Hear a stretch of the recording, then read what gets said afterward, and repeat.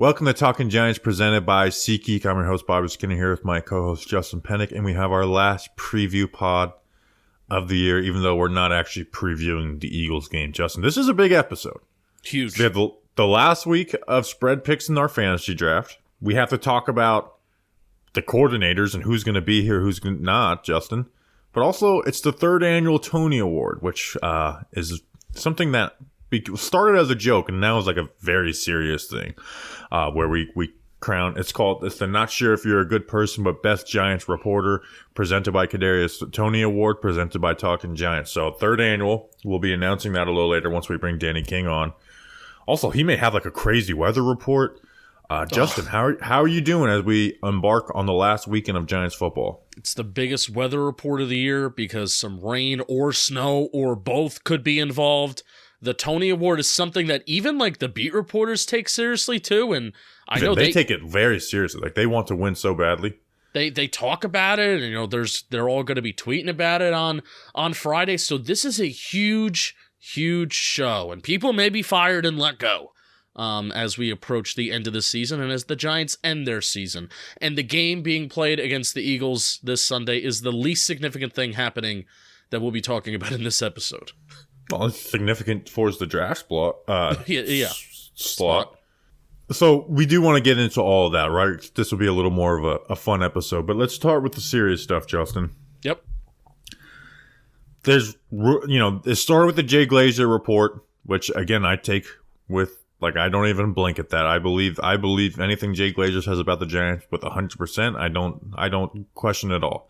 If there's any other person who reports on the Giants, I question, what is this coming from? Why is this happening? When Glazer says it, I believe it. I don't care if it's Adam Schefter, Ian Rappaport, or anybody on the beat. He is the only person I don't question at all.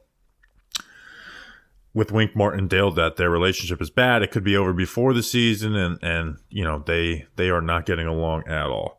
Mike Kafka's name has been thrown around a little bit. Thomas McGahee there hasn't been any rumors on McGahee, but because his unit has been very bad, there's the idea that he would be fired after 6 years with the New York Giants. We'll start with Wink Martindale, though, because that's the most controversial and I think the most important decision to be made, Justin. Do you believe Wink Martindale is going to be gone from the Giants? Fired, let go, retire, mutual parting, whatever. Do you think he'll be the New York Giants defensive coordinator next season? No. And I think he will be fired. Yeah. We'll see how it goes, right? And I think, I don't know if he wants to be fired because of, contract stuff. I'm pretty sure, yeah. And his press conference talked about, like, I don't know why I would be. Like, that there's stuff out there at the very minimum. Again, I believe the Jay Glazer report at 100%. Now, it's been some time since then. I'm sure John Mara will try and play middle ground on that, right? That's kind of what his job is as the owner, right? Money talks. Or Joe Shane, right? Like, we'll see how all that works out. But Wink Martindale's done nothing to really dismiss those rumors, right? Where Dable, tried to. It's the only thing we argued about is a slice of pizza and gave Wink the game ball. Wink Martindale has been very intentional in not dispelling any issues with him and Dable, right? He's just saying, it's the same as it was last year, right? Nothing's changed since last year. And then Dan Duggan reported that, like, they even had some riff last year, but hey, winning heals all. Yeah. So I agree. I don't think Wink Martindale's going to be here. I'm at a point where I would be shocked and I'd be happy. And I do hope that they can work something out. I don't hope that just because I like Wink Martindale and want Wink Martindale to be the defensive coordinator, that it gets forced upon Brian Dable in the way that Joe Judge wanted to fire Jason Garrett after 1 year, and it was essentially, forced upon him to keep him for a year too, right? Maybe forced upon may not be the exact word, but it's, heavily suggested from your bosses that you should keep this guy. And the difference, and even a bigger, even harder thing for Dable is the one who hired Wink Martindale. He's the one who went out and got Wink Martindale once Patrick Graham left, right? So this wasn't an arranged marriage either. And also the difference is Wink Martindale's good at his job.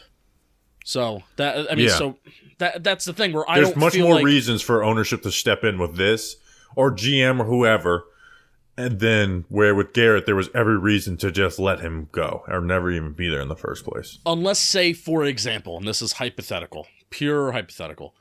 Unless, for example, Brian Dable got in Wink Martindale's ear for that Saints game, which was a horrible game plan, and Wink Martindale's responsible for it. But if Brian Dable got in his ear and said, hey, I'm sick and tired of this cover zero, all or nothing defense where we're blitzing and we're being aggressive. Let's step back and let's play coverage a little bit, since that's kind of, hey, maybe that's what I want to do. That's what Brian Dable wants to do, and he's tired of that. And he's tired of that nonsense. Let's say if that was Brian Dable stepping in, then yeah, that's bad, and then that will be a bad working relationship, and that may even fester and continue in the next year. But I don't know. And again, that's why it's a little frustrating trying to answer this and trying to always figure this out and analyzing this over the last few weeks, is because we really don't know what that relationship is, but we know that it clearly is fractured in some major ways. Yeah, we know that there's issues. The question is, could it have been fixed since that Patriots game when it was reported by Jay Glazer? Yeah. And there's been no reporting. Now, hey, Jay Glazer, Fox NFL Sunday, I am tuning in with my screen recorded. I'm ready to go for that. That's what I'm looking forward to the most on Sunday. It's Fox NFL Sunday to hear what Jay Glazer says. And what specifically is it about Wink Martindale and Brian Dable that they don't really get along? Because if it's schematic stuff, then yeah, I mean, I could see that being a point where you're bashing heads and your philosophies don't align. I could see that. But if it's honestly like how you deal with players, I feel like that can be rectified. And if it is like the Xavier McKinney situation that kind of brought this to a head, I feel like that's something that can be rectified and there can be a common ground over, right? Like, do you agree with me? Yeah, absolutely. So now, again, we don't know. Fortunately, we don't know. No one's really found anything out except for Jay Glazer. So we both think Wink's going to be gone. Mike Kafka. His name is thrown around there a little bit, Justin.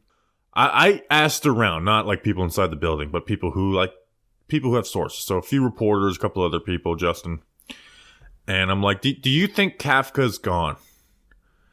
And they all said yes. And I think the main reason why they said yes is they believe that Brian Dable wants to call plays. And you can't strip Mike Kafka of play calling duty and really keep him as offensive coordinator. And why would Dable want to keep Kafka without him? Why would he want to take the play calling away from him and also want to keep him? And from Kafka's point of view, why would he want to stay here under a guy who he's never, doesn't really have any relationship with until they got here and not call the plays? That's not going to help him in his future. So that would be there. So this one's tough because I don't know, right? There's been no solid reporting on this, right? It's just kind of rumors and people's opinions. Yeah. And anytime that Wink Martindale's being talked about, when people are pretty sure that he's going to be gone, Mike Kafka's name was always just sprinkled into the reporting. It's like Wink Martindale, oh yeah, and Mike Kafka may be part of this too. And it's like, whoa, that's like a huge part of this that we're just kind of glancing over.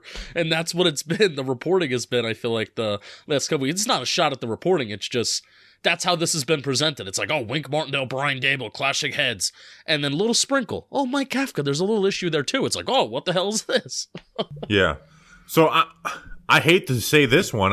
I predict Kafka will be gone too. I'll say he stays. Just because that's a feeling. That's a feeling I have. Yeah. Kafka was asked about it. He gave a Kafka non-answer. Yeah, we're just focused on the Eagles, right? How's it talk? Nah, our focus is on the Eagles now. The non-answer could mean something or it could mean absolutely nothing, and that's why Mike Kafka. That's the way Mike Kafka wants it with all of his press conferences. He has the art of saying nothing down pretty well. Yeah, and again, another situation where if there is tension there, why? What would Brian Dable do differently is it because of Mike Kafka's play calling ability? And then what would Brian Dable do differently as a play caller in certain situations that Mike Kafka was not doing this year? Second and long runs, first and 10 runs, or not being aggressive, calling more quick game stuff. What would Brian Dable add? It could be big differences, agreements on Monday install. Right. Right? That's where hey, if I watch this offense, right, I break down the film, and I see an offense that I like, right? There's can be some improvements, but there's personnel, deficiencies. So I like it, right? So I go, hey, Mike Kafka, I like him as an offensive coordinator. If Brian Dable is behind the scenes, like having to get more and more involved in the install and like, nope, we got to scrap this. We don't have the protection to hold up for this. We do have this. We do have this. And to be honest, we've seen more of Dable influence concepts kind of come a little more back to light recently, like that wave concept, which they started with last year and then they got away from. They ran it 4 different times, versus the Rams on Sunday. So that's where I will trust Dable's judgment a little more. With where the Wink stuff, it's like you need to figure this out, and this is bad that this went this way. For sure, 100%. Thomas McGahee. There's been no rumors about him, but it's just the special teams unit has been very bad. And Dable didn't hire him, right? So it seems like a natural parting ways. He's lasted. I mean, he was hired by Pat Shurmur, so he lasted 2 years of Pat Shurmur, 2 years of Joe Judge, and now 2 years of Brian Dable. And you want to know something funny? I don't know what his role was. I had no idea. Snacks and I were watching highlights of Super Bowl 42. We watched the final 5 minutes of it. It's on YouTube, like good friends do. If you're both Giants fans, just on a regular night. They show Plaxico Burress running back to the sideline after he catches his game-winning touchdown pass against the Patriots. Guess who's on the sideline? Assistant Special Teams Coordinator Thomas McGahee. Thomas McGahee has been in the Giants building probably since even before 2007. Very well respected. Why do you think he's respected? He was there for the glory days. Yep. He was with the Jets too as a Special Teams Coordinator. So he's been around a long time. I'm gonna say. What are you gonna say? I think he's gone. Yeah, I'm gonna say I think he's gone too. Bobby Johnson. We're not going to do all the position coaches, but this is the one. Justin, I don't think that they can look at this year and keep Bobby Johnson. I just don't think that they can survive that. I think that their jobs are on the line with this offensive line. I think they kind of have to fire Bobby Johnson, no matter if they have a working relationship or not. I think Joe Shane might have even hinted at that when talking about Evan Neal during the mid-season presser. So yeah, I think Bobby Johnson's gone. Now, my only worry is that if Dable's an asshole to work with, and if this is a thing that's becoming around the National Football League, that Dable's an asshole to work with, Bobby Johnson was always an asshole too, so I guess assholes like assholes. Who are they going to get? And, can Brian Dable go out and get like a Wink Martindale was somebody who had no connections with. Mike Kafka was somebody who had no connections with, who, we looked at those guys at the time being like, oh, exciting and different. And, possibly, we didn't really know about a lot about Mike Kafka, but Wink Martindale, top of the class in defense coordinators, right? Can you go out and do that with the offensive line coach when that's the singular most important position coach that you can get? Or is Brian Dable going to be limited to just people that he's worked with in the past? And, we may have to settle. Yeah, we'll see. But another thing with Bobby Johnson is, he is a Dable guy, but it's not like they've traveled with each other, right? They spent 3 years together in Buffalo, and then brought him over there because Bobby Johnson's contract had run out in Buffalo. So we'll see. But Dable's traveled around a lot, so I'll be interested to see. I actually think maybe he's run his course in the NFL, but maybe Gooch, because I'm pretty sure they probably worked together in New England, and Bobby Johnson was the assistant. Did players hate Gooch? Yeah, but if he gets results, I don't care. They should have kept Sperano around. He's killing it for the Colts. I think Bobby Johnson was the assistant offensive line coach to Gooch in Indy that one year, right?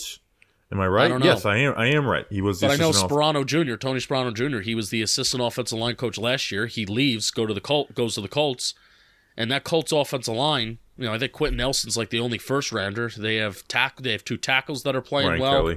Kelly. So should have kept him around. Yeah, I don't want to give Sperano Jr. all the credit for that Colts offensive line improving, but We'll see. All right, Justin, that's it. So we're 4 for 4. I'm 4 for 4 on those guys being gone. You are 3 for 4. You think Kafka's going to stay. So that's the way that the cookie crumbles. All right, Justin, we have other big things to get to. Usually we do this at the top of this episode. We spend the last preview part of the year. I think we even did this last year, even though we were going to the playoffs. Is a time, I think, to say thank you. One, because the preview pod is always probably the least listened to episode when the Giants are losing. When the Giants are winning, people love the preview pods. Mm-hmm. But when they're losing, it's like people don't really want to hear about the opponent or much, right? And especially at this point. So I think we have our most loyal listeners listening right now. And we try to not spend too much time talking about all this stuff, but a genuine thank you to the listeners. One, the people who have been here forever, but also, hey, a lot of people joined this year, and hey, you're part of the family. A genuine thank you for all the support you guys give. You guys make this worthwhile. This was year 5 of Talking Giants.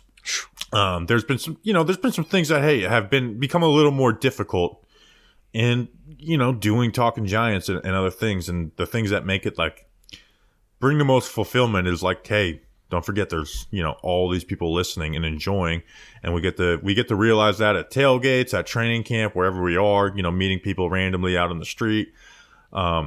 Really does make it like the most enjoyable part about doing this show, and not just, hey, we have a podcast that is semi-successful and we get to talk about football, and that's all cool and all, and I would trade that. But what makes this cool is I do view Talking Giants kind of as a family, and I think you guys view our victories as your victories, and vice versa. So a genuine thank you to everybody, and a plea to, hey, stick around, right? Just because the season's over. I know a lot of people will stop listening once the season's over, but we go balls to the wall, and we do our best to not just beat the same topics into the ground, right? We're like last year, Justin, when the Giants season's over. But a lot of Giants shows did, hey, do you bring back Daniel Jones and Saquon Barkley? Blah, blah, blah. We do our best to make every episode unique and individual. And when we do those topics, we're not going to waver for our opinions. We're going to have, detailed research, and I think it's going to be good. Although, Justin, I did joke on Twitter that we should just do, will the Giants draft a QB 5 minutes at the end of every episode to put that in the title. And then just post it every time we do it. Will the Giants, every episode, will the Giants draft a quarterback? And someone actually had a great idea. Just record it one time and just play it at the end of every episode. No, man, yeah, I want to echo the thank you and the sentiment of thank you, because we continue to surprise people. I mean, even this year when the Giants weren't that good, we continue to surprise people, whether it's people in our own circles at John Boy Media, whether it's even my friends and family. Like my friends and family, I that's like the biggest thing this year, is that some of my friends and family, they showed up to tailgates, or even like, my family will talk about, my John Boy Media Talking Giants, whatever, and then just like random strangers were like, yeah, I know. Oh, that's awesome. I love that show. So the reach is growing, and it doesn't happen without the base audience that's even listening to the show right now. So thank you to everybody. The tailgates and anything we do the thing that fucking sucks, Bobby, is we wanted to do so much more in-person stuff this year. If the Giants were better, we would have had a watch party for the Buffalo Bills game, which was a devastating game. And then we would have had a watch party for the Raiders game. It was going to be the Dolphins game, right? Or the Raiders or the Dolphins game, which regardless, if we did a watch party for the Raiders game, Daniel Jones died. You're muted. I said we did it with Grump and Crank. That's right. We were streaming. Imagine if we had a watch party for that game, and there were people that oh my god, Daniel Jones tearing. So the Giants will be back, and we're gonna do more in person stuff. But even the tailgates are awesome, and everybody that showed up to that, I love shaking everybody's hands, giving everybody a hug, and talking Giants, even if it's just for 30 seconds, hanging out with everybody. So thank you for making this year great. The off season's going to be fun. Really the draft content will be the best that it's ever been too. And I'm really excited for training camp again, because that was like, hey, we'll get excited for this team over again. We'll get back together. We'll cover it in person, and then we'll do this all over again. But we got a lot of time before that even happens. Yeah. So it truly is Talking Giants versus the world, and we appreciate that. You guys share that mindset, and it's true. Talking Giants versus the whole damn world. So I'm going to ask you guys now, because you are family. These aren't as important anymore, but I still like to ask for them a couple times a year. Leave a 5-star rating and review on Apple. It's literally the easiest way to support the show. Grab someone, if you've already done it, grab your parents or your kids or someone else's iPhone. Go on there, subscribe, leave a 5-star rating and review and say, thank you for the season or say whatever the hell you want. Just do it. And you're like, oh, well, I'll do it later. No, don't do it later. Stop what you're doing right now. I don't care if you're chopping, if you're in the middle of cooking and you're chopping up onions, take that knife that you're chopping up with, throw it into the wall, grab your phone, wipe your hands off, and leave a 5-star rating review right now. Do you want to threaten the listeners or anything to make sure they leave a 5-star rating review, Justin? No, because I honestly don't think that does anything anymore. Well, now you're going to make them not want to do it. And, no, it does do anything. I want to, it's good for the show. I want to tell Talking Yanks that we passed them. That's what I want. Okay, yeah. And then Jimmy will be like, this doesn't mean anything. Well, I'm like, well, guess what? You're just saying that because you're a loser. Yeah. That means something. Yeah, it wouldn't mean anything to me too if I wasn't in first place. So freaking do it. Stop chopping those damn onions and do it. So, all right, Justin, let's take a break and then we'll welcome on Danny King for the Toney Award 2020, the third annual Toney Award, because it's actually 2024. But we're back. Danny King's back with us. We're not going to do weather and trivia right now. You want to know why? Because it is time, ladies and gentlemen, for the third annual Not Sure You're a Good Person, but Best Giants Reporter presented by Kadarius Toney Award presented by Talking Giants, Justin. This is the third annual time that we're doing it. It's just, hey, the media, I'm stumbling over my words because I'm so excited. The media has their Good Guy Award, where they give an award to a Giants player for being nice to them, and they get to crown that person as good. They are the deciders of good and evil. Not God, the Giants beat reporters are. So we have ours where it's, hey, we don't care if you're a good person, but are you the best Giants reporter? So in 2021, the first year that won it was who you guys remember who won? Dan Duggan. What? Yeah, Duggan. Dan Duggan won in 2021. Zach Rosenblatt took second. He left the Giants beat, and then Art Stapleton finished third. Last year, so the defending champion who's not eligible for this year, Arch Stapleton took first, and a close battle with Jordan Renan and Patricia Traina took third. So Dan Duggan is eligible again. Arch Stapleton is not. Now, we changed the voting process up a little bit this year. It's always been fan vote totally. We changed it to where it's 25% each. The fan vote, my vote, and Justin votes, and Danny's vote. And it was pretty damn close. And we all had for the first place, the top two on our ballot, Justin. So are you guys ready for the results of the third annual Not Sure If You're a Good Person, but Best Giants Reporter, presented by Kadarius Toney Award, presented by Talking Giants, aka the Tonys? Yes. This is the only thing I look forward to these days. I know. I've been counting every vote. I'm ready for the Toney Award. So, in third place, we have a tie. Whoa. We have a tie for third place, guys. Whoa. So there's, out of 24 possible votes, these two both got 3 points. Tied for third of New York Daily News and ESPN, with Pat Leonard made his way onto the ballot this year, and Jordan Renan, last year's runner-up, falls to third place. Congratulations to both of you. At first, I thought Pat Leonard was with ESPN for a second, but I forgot they tied. But shout out those guys. That was Pat Leonard in previous years. He wasn't on the ballot, and you say, what? Hey, you guys voted for Pat Leonard. Possibly true, but he took fourth on the fan vote, right? Like Jordan Renan took third on the fan vote. Pat Leonard took fourth. That Evan Neal story very much swayed my mind. I was like, oh, he's kind of got that. Yeah, we'll see if we share our ballot. I also want to congratulate every single person who got a vote. Even like Giant Insider took last place. I think that's worth congratulating. Have they took last place 3 years in a row? But hey, congratulations to Giant Insider for getting a vote. Congratulations, Giant Insider, on last place. But hey, it's not that bad. Pat Leonard and Jordan Renan walk into a bar. What happens next? They gossip about something. Second place. He got 7 points. First place got 10 points. Second place did win the fan vote, though. winning the fan vote by 21 total points. Dan Duggan of The Athletic takes second, so we don't have a repeat winner, which means first place. With 10 of possible 24 points. Second place in the fan vote. Only two, Dan Duggan had 26 first place votes. Dunleavy had 24. The winner of the third annual Not Sure You're a Good Person, but Best Giants Reporter presented by Kadarius Toney Award presented by Talking Giants, a.k.a. the Tonys, of the New York Post. Ryan Dunleavy. Congrats, Ryan Dunleavy, on your first Toney Award, on the third annual Toney Award. Congratulations. Wow. Shout out Dunleavy. Wow. This is a wild run. Like last year Ryan Dunleavy took, what place did he take last year? He went 9th place last year, so he goes 9th to 1st. And last year he had 1 first place vote, 2 second place, and a third place. This year he got 24 first place votes, 12 second places, and 14 third place votes. And then he must have been first on some of our ballots, which we can share or not. So, but congratulations. What's your instant reaction to that, Justin Pennick? And he took that personally. Yeah, he had a good year, right?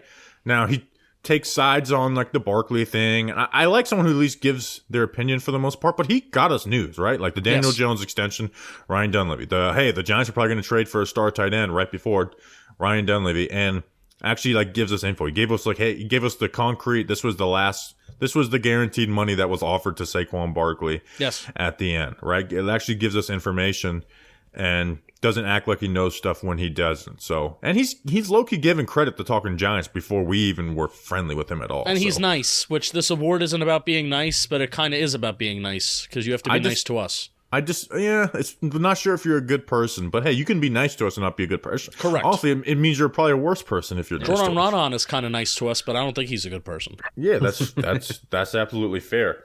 Do you want me to go through the fan vote in order? Yes, Should I do that? Go through the fan vote quickly. So I do percentage that the top 3 got of the vote. This was actually the lowest percentage for first place. Dan Duggan was first with 32% of the vote. Ryan Dunleavy was second with 27%. So not as close as last year where it's Art 33 and Jordan 30%. Last year's was very close. Like Jordan fumbled at the end, not crediting Danny King for the Ben Bredesen. Like he probably would have won. So that, they were separated by 21 total points. Jordan Renan, third in the fan vote. He got 16%. Then it was Pat Leonard, Charlotte Carroll, Patricia Traina, Jay Glazer, Connor Hughes, Paul Schwartz, Alex Wilson, Zach Rosenblatt, Danny King, Bruce Beck, Daryl Slater, and Giant Insider. God, Alex Wilson was on that. Yeah, Alex Wilson got a decent amount. Zach Rosenblatt hasn't been on the Giants beat since for a year and a half now, and he's still got some votes. So congratulations to him again. Like we said, the Giant Insider, despite the fact you finished last, congratulations on even getting votes on this. It's you would have dreamed about getting votes for a big award one day. Justin, do you want to reveal your ballot? Yes.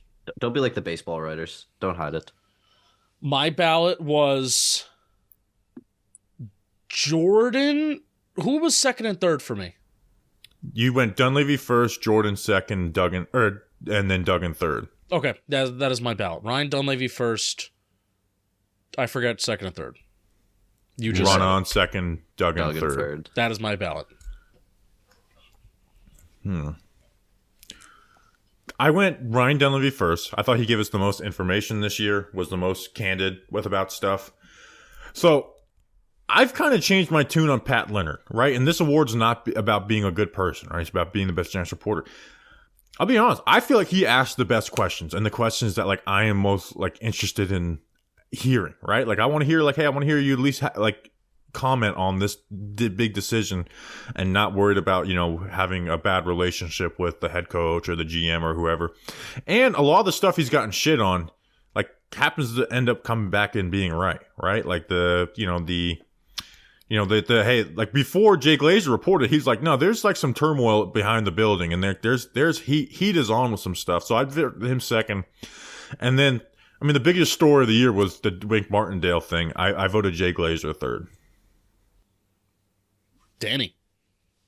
So I was Duggan first because I feel like I find myself reading Duggan's articles the most, and I do like his reporters. Second, I had Dunleavy because obviously for all the reasons noted. And then I don't know if I should reveal who I voted for at first for third place because I did vote for someone else. But then after the Leonard broken the Neil news, Pat Leonard broke the Neil news. I sat down and thought about it. I was like, I don't like. He's good at his job, and he does something that I don't like. He is proactive to get us information. So let me live a little behind the scenes. Someone told me that Evan Neal didn't have a sprained ankle and fractured his foot. And I sent it to some reporters, right? I don't have a relationship with Pat Leonard, nor do I really want one. But I sent it to some reporters, and they didn't do anything with it. Yeah, and then here comes 4 days later after that happens, instead of them going and like, hey, taking the information that we have. Like, hey, you know what? Whenever these guys do have information, it's usually true. Leonard Williams, whatever. Wink Martindale, like, being interviewed for the DC job, stuff like that. It's like, it's at least worth looking into. And then Pat Leonard, breaks that news that happened. So I was sitting in traffic, and then as I was like, no, I need to put Leonard on my ballot because has got a lot of news, and he does actually press people for good topics. And I know I kind of did a little crapping on him for his Tyrod Taylor story, but that's because I was naive and I thought Tommy DeVito was the starter next year. I'm joking. I didn't think he was, but I was riding the Tommy train for a little bit. So there is times where Leonard annoys the crap out of me, right? And he was wrong about the Dable and Miami thing, even though Dable was obviously considering Miami.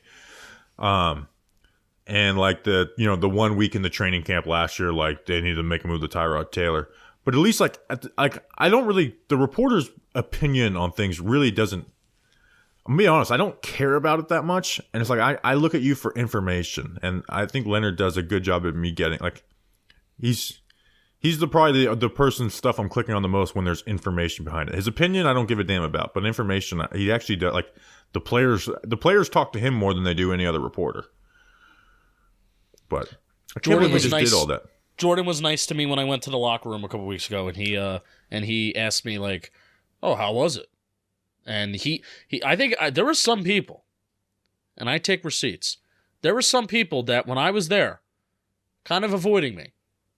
Like, oh, I don't want to talk to you. You're an outsider.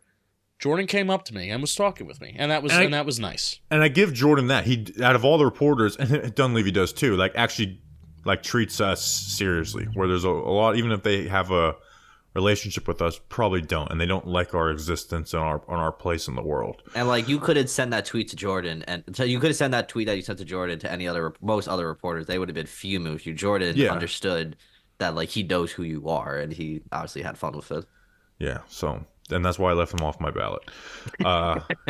So as a thank you to Jordan Renan. So all right, we spent too much time on that. So congratulations to Ryan Dunleavy for winning the 3rd annual Toney. So he's not eligible next year. Justin, on this podcast last year, you said you're campaigning for Tom Rock. Tom Rock got 0 points this year. Yep. He had a bad end of the year.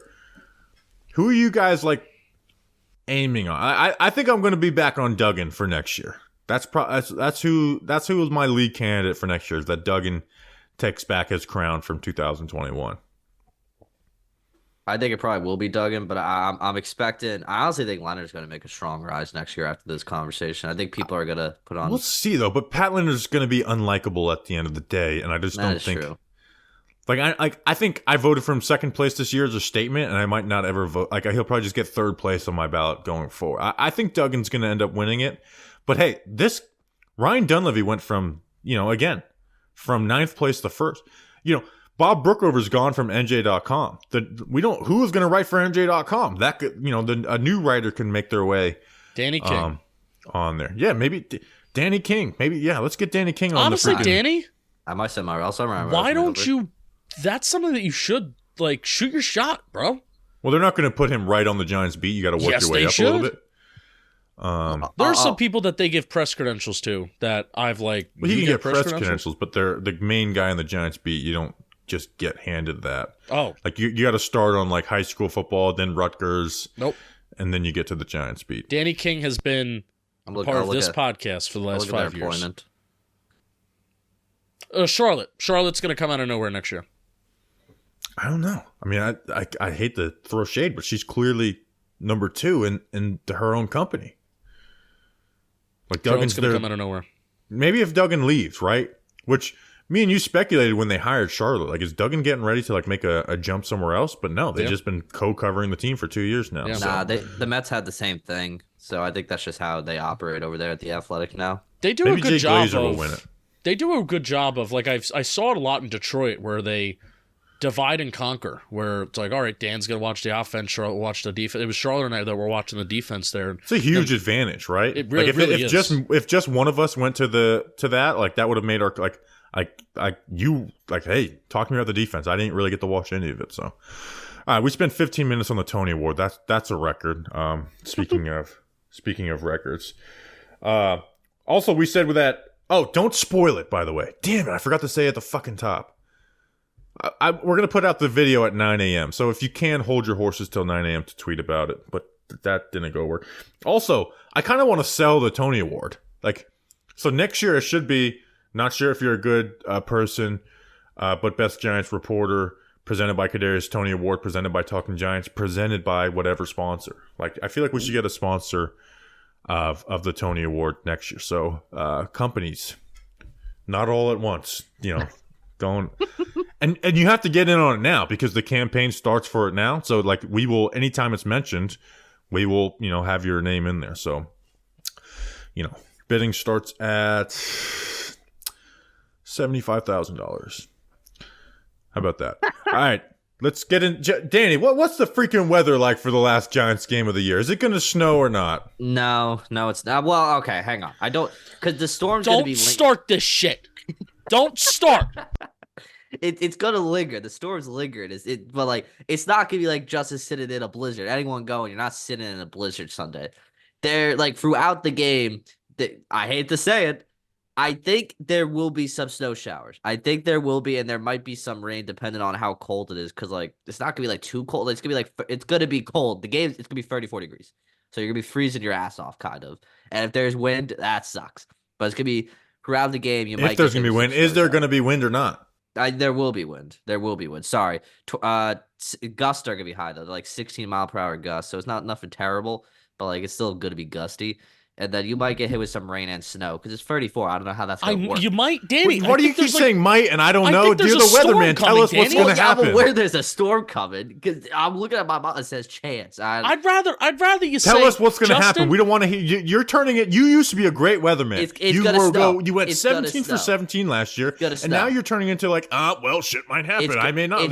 Like, tell us what's going to happen. It's going to snow. It's going to snow and it's going to rain, right? Yes. And I'm going to be miserable. Probably. Damn right. We used to have a weatherman who told us the weather in Iraq. Now you can't even tell us for sure what it's going to be like in New Jersey. Bro, my model updated and it just keeps telling me chance. We did weather reports from the hurricane last year. But yes, it's going to be... I can tell you for certain it's going to be cold. And I can tell you for certain you probably will get hit with some inclement weather.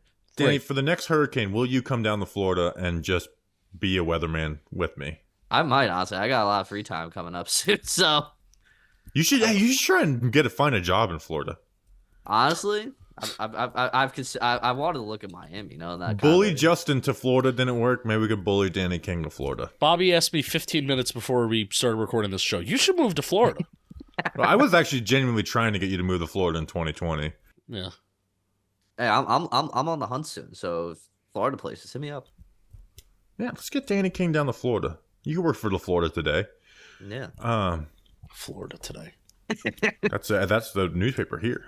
We went on a field trip there in middle school because my teacher, my language arts teacher, worked at that newspaper, and then she took us on a field trip there, and then she jumped off her cruise ship a few years later. Trivia: what is? That's not funny. I don't know why you guys are laughing. It's funny. That's not funny at all. What's trivia for this week? So I guess since we're kind of in Morden this week, since it's, for my language arts teacher, yes, for your language arts teacher, and for the fact that will be definitely Sterling Shepard's last New York Giants game, maybe not last NFL game, probably is also as well. So I went back and I wanted to figure out which Sterling Shepard game did he have the most yards in? Most yards in a single game. Now, I know this is a long year or long career for Sterling as a Giant, so you can also tell me just the year. So from 2016 to 2023. No, I feel like you got to get the game. I have the game as well. You could do the game as well. We have to guess the game. Okay, so then guess the game, the exact game that Sterling Shepard had the most yards in a single game. Most yards, single game. So, although he missed some weeks in 2018, I think he came back pretty strong that year. I'm going to say the 2018 Week 16 at the Colts, I'm going to say was Sterling Shepard's most yards in the game. Justin? I feel like that's a good answer. Dude, I don't know, and I feel bad about not knowing. It's also receiving yards, by the way. Like that's should I clarify that? The Colts D did have a rushing touchdown. Just receiving yards. I'm focusing on. All right, so that makes me feel like Bobby's answer is not correct, since Danny felt like he needed to clarify something. This isn't right. 2017 was probably his biggest year. 2016 was his rookie year. This isn't right, but I'm gonna say 2021 Giants Broncos Week 1. I know. Right. I'm looking at mine. I got mine wrong. That was his second highest of the season. Was it the Atlanta game, Danny? The one I'm looking at?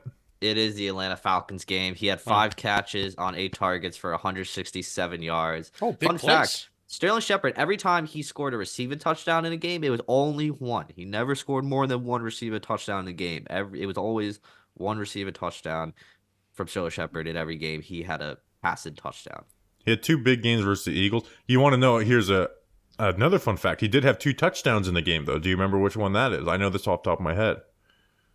Oh, I was literally looking at that earlier, but I don't. Was that 20? Was that 2020 Week 17 versus the Cowboys? He had a rushing touchdown and a receiving touchdown on the reverse, and then on a whip route. That game was that game. Oh no, that's the first. That game was fun. That was the game Toney got ejected, right? No, that was the year before Toney was there. It was the year where we were like waiting for it was the Nate Sudfeld Week 17. Oh God, yes. All right. So that's trivia. All right, fantasy draft. Danny, you had a great outing last week. This Saints game is haunting me still, by the way. You had 68.7 points. So while I still have the lead, and I had a good outing last week too, I need 56.7 points to break the scoring average. I'm in first. I'll be picking first or second. Danny, you with 68 points, you're only 22.8 points back, which sounds like a lot, but if you have like a similar gap but that you had between Justin last week, you will beat me. So this is not over at all, even though I'm a little likely winner. And then Justin, you are 108.1 points back. You'll be picking first. Justin, who are you picking first?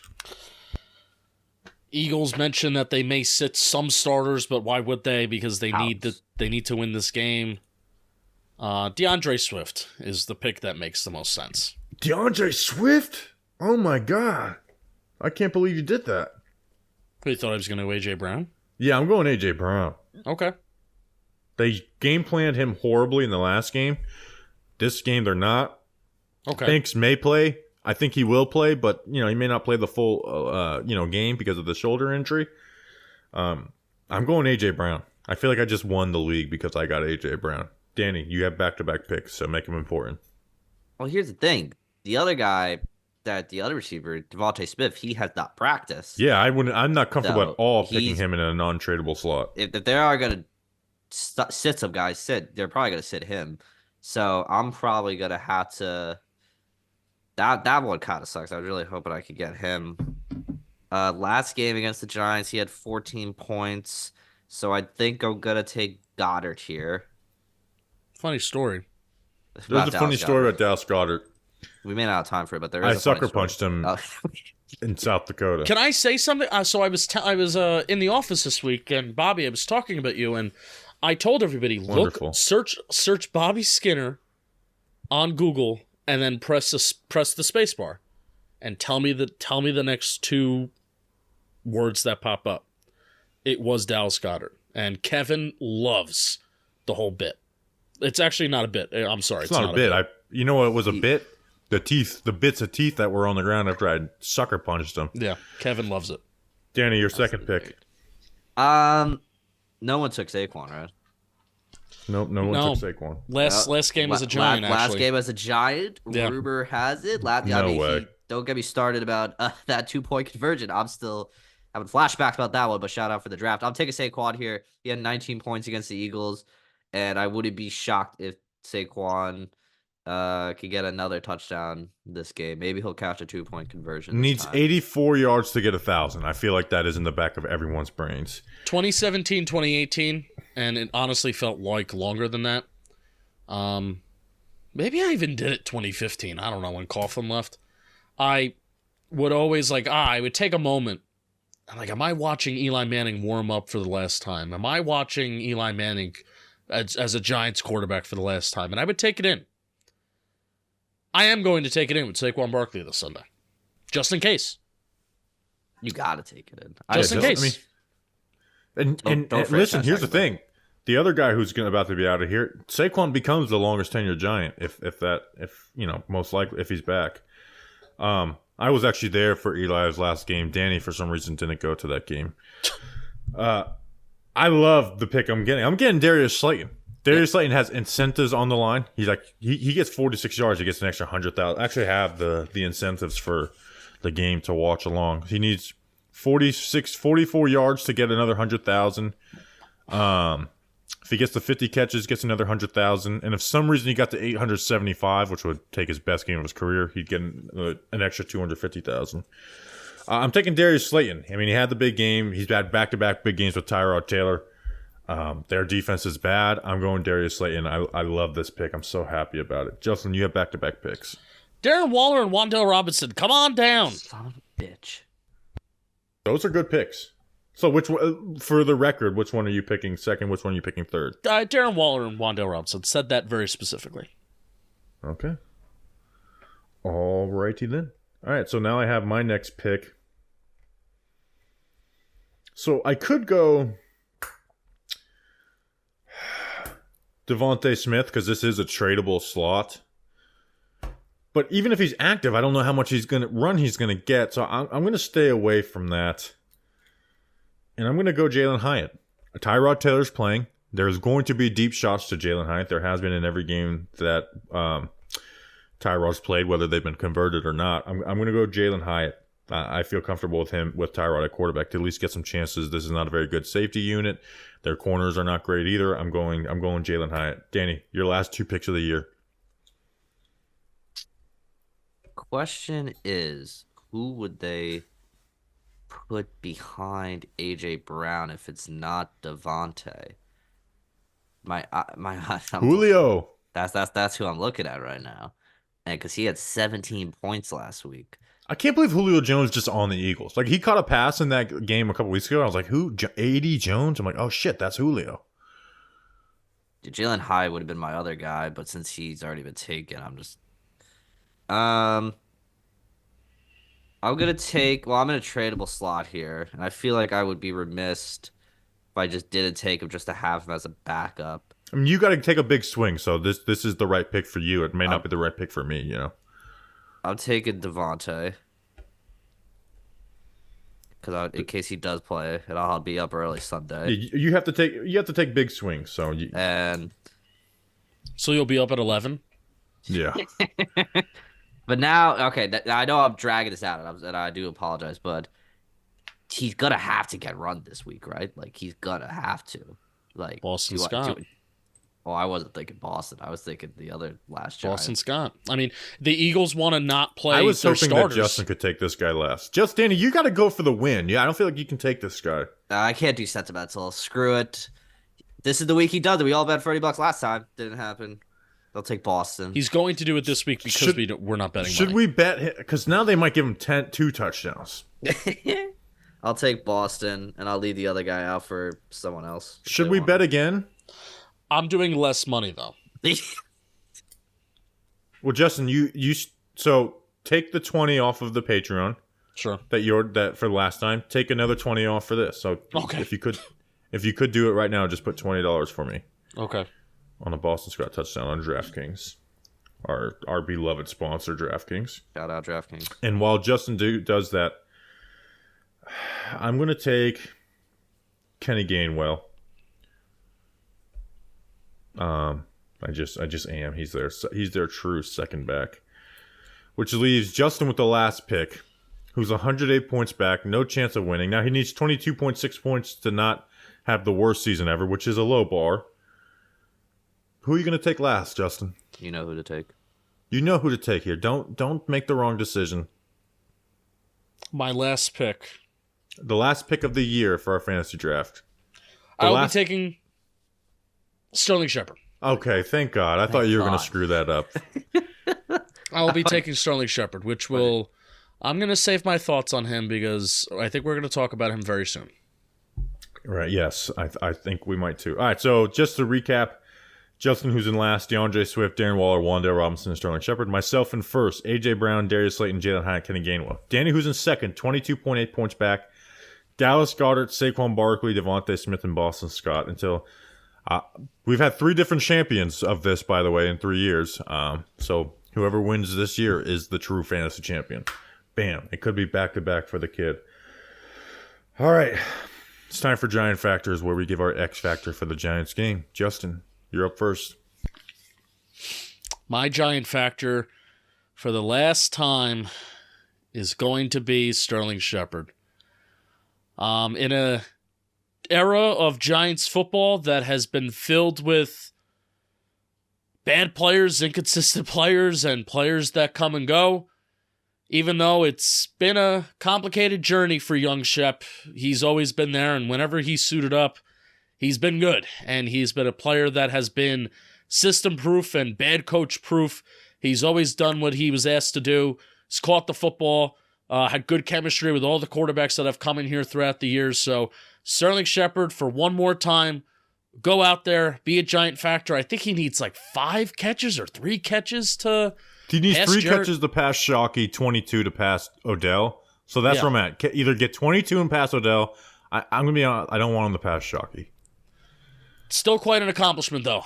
Like I said, with missing all those games and, for an era of Giants football that has been anything but stable. So Sterling Shepard, young Shep, 87, number 3. Go out there, be a Giant Factor one more time. What is your guys' favorite Sterling Shepard moment? He didn't get to play in the playoff game last year. The first, his only other playoff game was he dropped the touchdown, so that's obviously no fond memories. Danny, what's your favorite Sterling Shepard moment? It might be recency bias, but after 2021, when he suffered, what was the 2021 injury? I'm not saying that. Torn ACL when he came back against the Titans. That's 2022, yes. Yeah, no, I'm just saying coming off that injury and then doing that for his first game. That was pretty cool because I was at that game when Shepard got hurt. It was so deflated in that stadium. It was such a deflated season. See a guy that always gave it his all just go down like that sucks. So probably that's my favorite play in recent memory. But Art also tweeted out when he flexed on Josh Norman after he laid out the big hit on him. That was also pretty cool. I'm gonna say, I know it's the first touchdown versus the Cowboys was like we beat the Cowboys and we had Victor Cruz coming back. We had Odell, and I was like, oh my gosh, do we have the best wide receiver trio in the NFL? We didn't. Even though Odell, maybe Odell was so good that it made it the best wide receiver trio, but that was like the sick, like, oh my, it's their first touchdown in this first game, which will come into play with my Giant Factor. So yeah, Justin, how about you? The touchdown that he had against San Fran, that was Eli Manning's last fourth quarter comeback and game-winning drive that he had. So that touchdown against San Fran was pretty sick. He was diving backwards.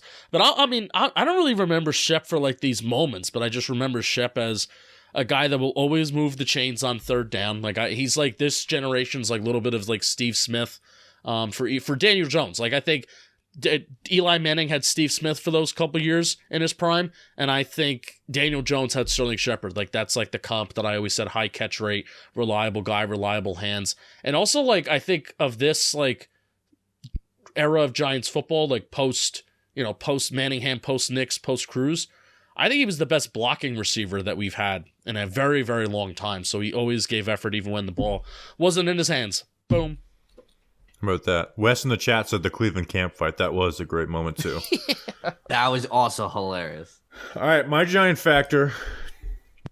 I'm tired of the Giants getting players who catch the football and them having their first season without a touchdown. Now, Waller got one, so congratulations to Darren Waller, but Toney didn't get one.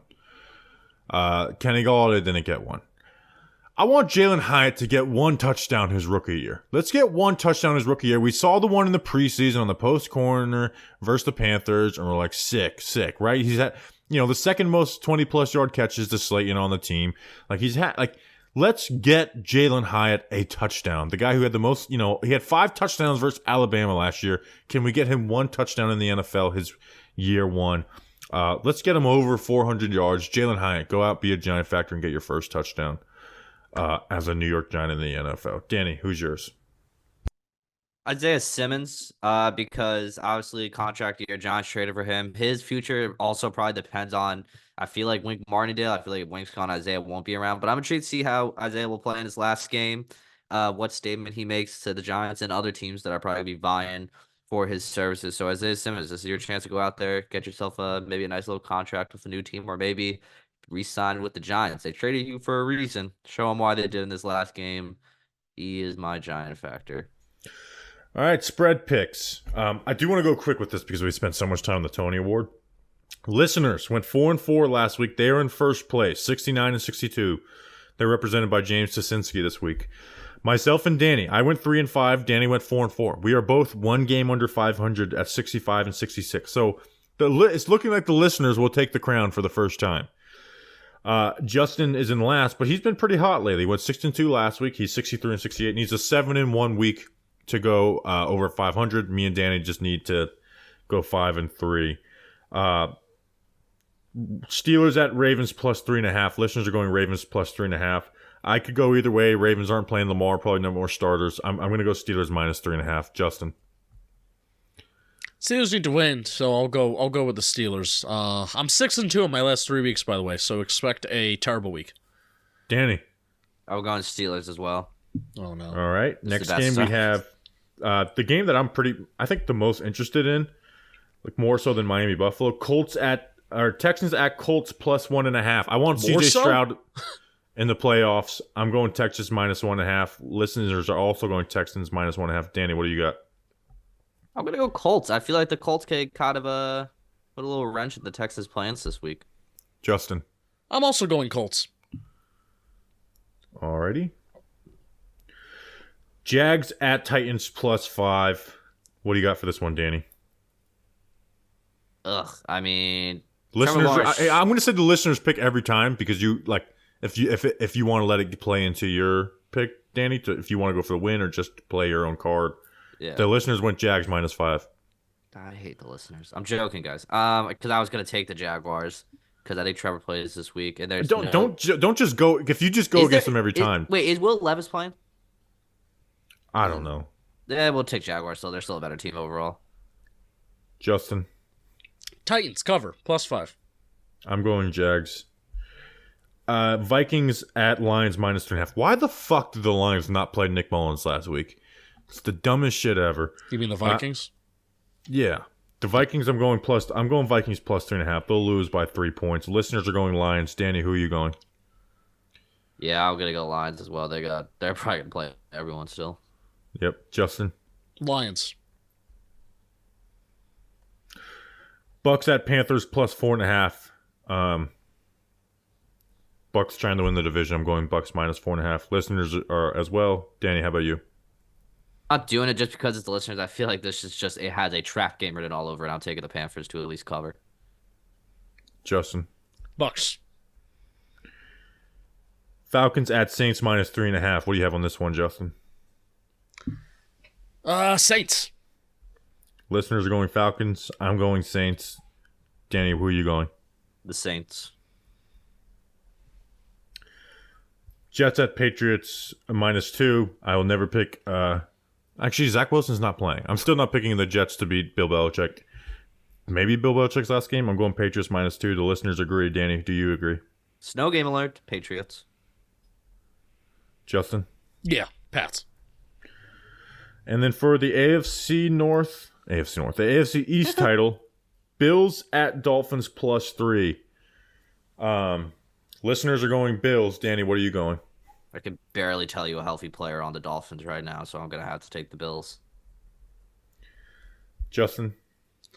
The fact that the Dolphins are 3-point home underdogs against the Bills, who a month ago had a pipe dream of making the playoffs, is crazy, but I'm going with the Bills. Get hot at the right time.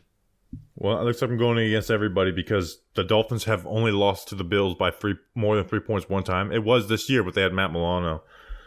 So I'm going to go Dolphins. So I want to see. So me and the listeners only disagree on 4 picks. So at the best, I could tie with them, which I feel like we should do some type of tiebreaker. Maybe we'll do that. So Danny and the listeners disagree on 1, 2, 3, 4. Yeah, you only disagree with the listeners on 4 as well. So I would hate to have a tie for first place, but I'm going to play the odds and say that we don't. I think the listeners are going to take this. So unfortunate. When did they get smart?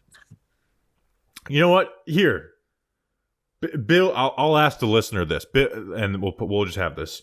What's the total on the Bills Dolphins game, Danny? What is the total?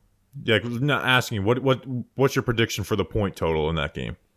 Oh, like the over-under you're asking me? Yeah. So instead of 48.5, I'm saying they score 40 combined.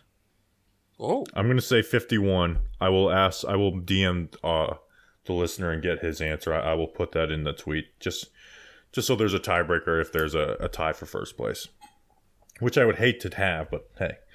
All right, last game of the year, Giants at Eagles. Forgot that this is even happening. Danny, what is your score prediction? Shout out Year 5, Parker Giants. Shout out, great job, gentlemen. Thank you. Looking forward to it again. Giants are gonna they're gonna win because they're gonna mess up the draft pick. Giants win this week. They're gonna win in some weird, odd-fashioned game. Giants 24, Eagles 17. Bam! Send Wink out with the win. And send Wink out with the win. How about that, Justin? What do you got? Eagles win 10-9. 10-9. That's so gross. I could see if this could be on the opposite end. I'm gonna go, and I'm gonna say that I appreciate the listeners once again. I really do.